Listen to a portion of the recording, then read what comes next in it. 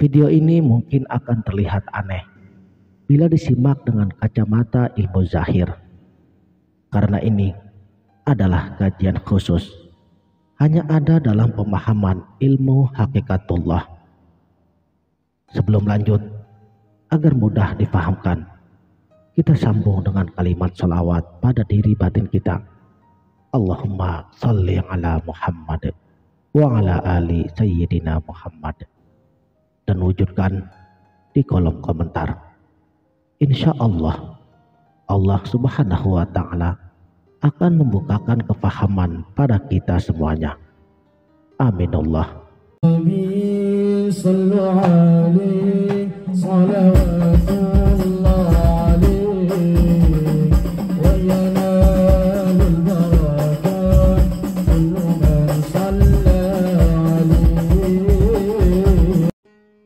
Bismillahirrahmanirrahim.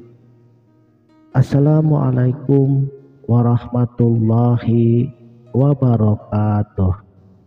Salam sang sejati.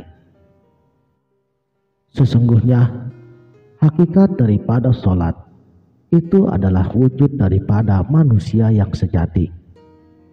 Gambarannya sebagai berikut. Yang pertama, yang menjadi badannya manusia di dalam sholat adalah niat.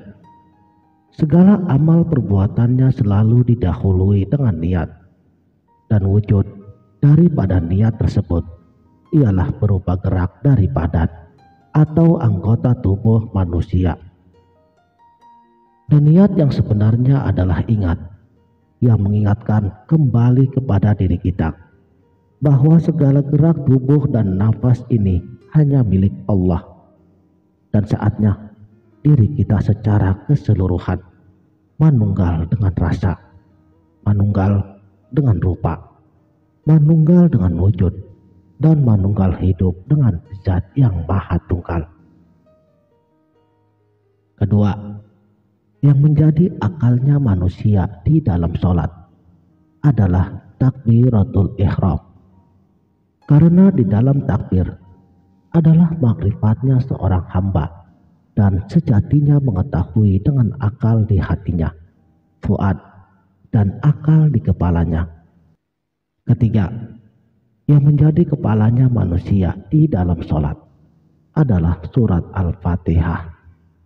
Maksudnya adalah ia sebagai pembuka dan syahnya perilaku tubuh untuk memasuki alam kefanaan atau mi'raj, dengan menyatukan segala kehendak rasa kepada kehendak rasa yang tunggal. Dan pada saat membaca surat Al-Fatihah, kita harus mensyukuri segala nikmat dan karunia-Nya. Alhamdulillahirabbil alamin.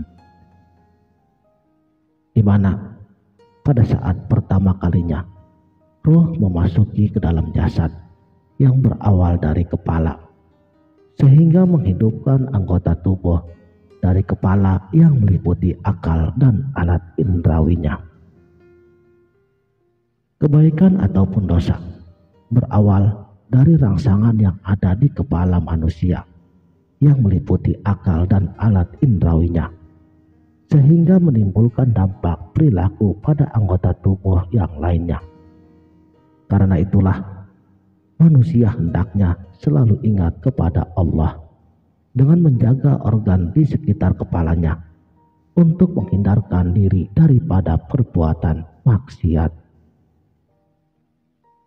Keempat, yang menjadi matanya manusia di dalam sholat adalah ruku.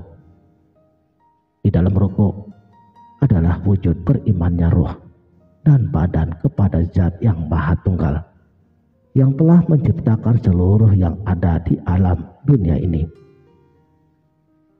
Manusia hendaknya bisa melihat dengan indera penglihatannya sesuai dengan fungsinya, dan bisa saling tolong menolong, menghargai, menghormati, tenggang rasa, saling menjaga, tidak berbuat kerusakan, tidak merasa lebih tinggi atau sombong terhadap makhluk ciptaan Allah yang lainnya. Kelima, Yang menjadi tulangnya manusia di dalam sholat adalah membaca kalimat Sami Allahu liman hamidah. Fungsi tulang adalah sebagai penegak dan pelindung organ tubuh lainnya. Dan segala sesuatu yang dipelajari ataupun didengar tidak akan bisa terwujud tanpa adanya perilaku. Oleh karena itu, kita hendaklah melanggengkan apa yang kita dengar, dipelajari, dan dipahamkan kepada perilaku nyata sebagai wujud ingat kepadanya dalam perilaku kebaikan. Sami'na wa ata'na. Yang menjadi otot atau urat syarafnya manusia di dalam sholat adalah sujud. Di dalam sujud adalah sebagai bukti syahnya diri atau raga atau zat bahwa adanya diri manusia karena adanya Allah. Wujud badannya manusia hakikatnya hanya Allah yang ada dan yang menggerakkannya. Dan manusia tiada daya atau tiada kekuatan lagi, serta akan kembali kepada zat penciptanya. Dan apabila otot atau syaraf manusia tidak berfungsi, sudah mati atau kena penyakit stroke, maka ia tidak bisa bergerak dan tidak bisa lagi merasakan. Jadi sejatinya yang memberi rasa manusia adalah bumi. Ketujuh, yang menjadi ruhnya manusia di dalam sholat adalah rukuk dan sujud. Ruh yang telah memberi hidup kepada raga atau jasad. Pada hakikat intinya, manusia sejati adalah manusia yang di dalam sholatnya selalu mengingat akan hidup, yaitu hidup di dalam kelanggengan, di mana alam kelanggengan ini berasal daripada alif mutakallim wahid atau sejatinya cahaya atau nur jati. Rukuknya sholat mengingatkan kepada manusia terhadap sang penciptanya yang telah memberinya nafas yang disebut sebagai anasir angin dari kehidupan. Dan anasir angin ini terbagi kepada 4 bagian. Simak baik-baik. Yang pertama, nafas. Itu diibaratkan seperti angin yang keluar dari hidung kita. Cahayanya berwarna putih yang menciptakan indera penciuman. Dan pujinya, la ilaha illallah. Kedua, nafas adalah angin yang keluar dari telinga. Cahayanya berwarna kuning yang menciptakan indera bagi pendengaran. Dan pujinya, ya Allah, ya Muhammad. Ketiga, anfas adalah angin yang keluar dari mulut. Cahayanya berwarna merah yang menciptakan perkataan. Dan pujiannya, Allahu, Allahu. Dan keempat, nufus adalah angin yang keluar dari mata. Cahayanya berwarna hijau yang menciptakan penglihatan. Dan pujinya, Yahu, Allahu. Angin yang keempat macam tersebut juga disebut sebagai sirullah. Selanjutnya, di dalam sujudnya sholat mengingatkan manusia akan anasir air kehidupan yang terdiri daripada 4 perkara. Pertama, air nur mani terletak di kepala. Kedua, air nur maningkem terletak di dada. Ketiga, air nur mazi terletak di perut. Dan keempat, air nur wadi terletak di kaki. Kemudian yang kedelapan, yang menjadi kulitnya manusia di dalam sholat adalah duduk tahiyat. Di dalam duduk tahiyat itu adalah tasdid atau tahiyat sejati. Tidak akan berlafaz Allah bila tidak ada tasdidnya. Bila tasdid sebagai jauhar awal, maka kulit manusia sebagai pembentuk awal manusia sebelum organ tubuh yang lainnya. Coba bayangkan sekarang, bagaimana seandainya manusia tanpa kulit? Tentunya manusia tidak akan bisa hidup, karena semua isi di dalam tubuhnya akan keluar terburai dan mudah terkontaminasi oleh berbagai macam penyakit dan segala pengaruh buruk dari luar. Jadi hakikatnya, kulit adalah diam atau jumeneng, dan sifatnya tetap atau langgeng. Maksudnya hendaknya manusia selalu langgeng dalam mengingat kepada zat yang hidup, langgeng tanpa nama dan tanpa suara, di mana sifat 20 sudah menyatu di dalam dirinya. 9. Yang menjadi tangannya manusia di dalam sholat adalah 2 kalimat syahadat. 2 kalimat syahadat adalah tanda-tanda keimanan manusia ketika diucapkannya, namun pembuktian daripada keimanan yang lestari atau yang langgeng terdapat di tangannya. Sebab perilaku baik ataupun buruk seringkali diwujudkan melalui tangannya. Contoh, ketika kita ingin memberi, maka kita harus menggunakan kedua tangan kita untuk memberikan sesuatu. Tidak mungkin kita memberi menggunakan kaki.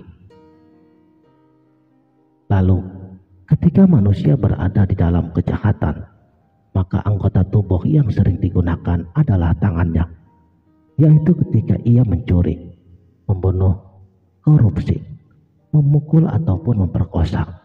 Itu pun semua awalnya melakukan kekerasan atau pemaksaan dengan kedua tangannya sebelum anggota tubuh yang lainnya. Bila secara berurutan, perilaku baik dan buruk seluruh manusia awalnya karena adanya rangsangan terhadap alat indera tubuhnya, sehingga menimbulkan reaksi gerak anggota tubuh yang lain.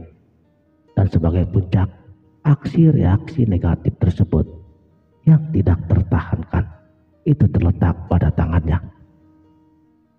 Karena itulah di tangannya tersebut terdapat simbol dan tanda kekuasaan Allah. Di telapak tangan manusia berupa Asmaul Husna, dan jari-jari tangan manusia membentuk lafaz Allah. Maksudnya agar kita selalu ingat dan waspada terhadap syahadat kepada zat yang maha suci, untuk selalu langgeng menggunakan tangan kita sesuai dengan sifat Asmaul Husna tersebut. 10. Yang menjadi kakinya manusia di dalam sholat adalah salam. Di dalam salam, sebagai wujud berkumpulnya semua aspek sholat dari seluruh anggota tubuh kita yang harus dilakukan secara langgeng dan direalisasikan melalui kaki. Maksudnya harus terus diupayakan atau ada tindakan nyata, yaitu untuk melangkahkan kakinya kepada jalan kebenaran, yaitu dengan saling memberikan kesejahteraan, saling peduli, tolong menolong, saling memberi, dan lain-lain. Mudah-mudahan dari penjelasan singkat pada video ini, kita semua akan mendapatkan manfaatnya, bahwa sejatinya sholat adalah perilaku atau budi pekerti tata krama manusia kepada Sang Pencipta, kepada diri pribadi, dan kepada semua makhluk ciptaannya. Itulah mengapa Allah mengutus baginda Nabi Shallallahu Alaihi Wasallam untuk menyempurnakan akhlak manusia, dan sholat dapat mencegah perbuatan keji dan mungkar. Sekianlah.